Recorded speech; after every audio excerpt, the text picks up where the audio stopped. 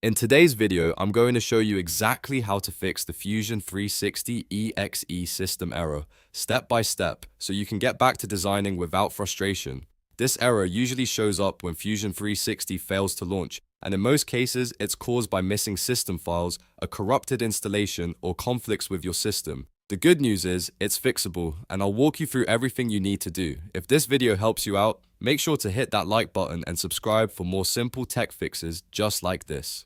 Alright, let's get started. First, let's quickly understand what this error means. When you see an EXE system error, Windows is basically telling you it can't run the Fusion 360 executable file properly. This often happens because of missing DLL files, outdated system components, or installation issues. Now let's go through the fixes one by one.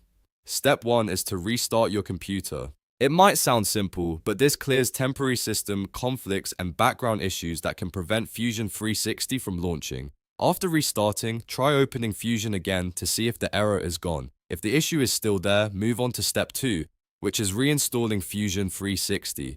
Go to your control panel or settings, uninstall Fusion 360 completely, and then download the latest version from the official Autodesk website. Reinstalling ensures that any missing or corrupted files are restored properly.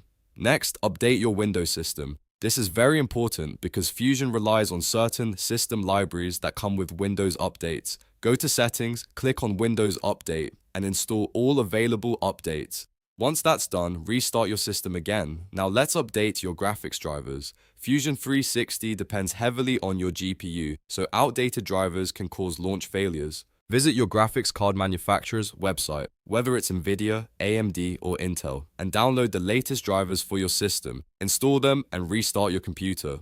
Another common cause is antivirus software blocking the Fusion executable.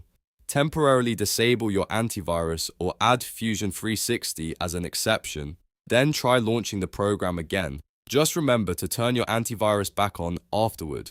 Next, try running Fusion 360 as an administrator. Simply right-click the Fusion 360 icon and select Run as Administrator. This gives the program the permissions it needs to access system files properly. Here's a quick tip to remember. If you ever see an EXE system error, it usually means Windows cannot run the application due to missing files or a corrupted install, so reinstalling and updating your system solves it most of the time.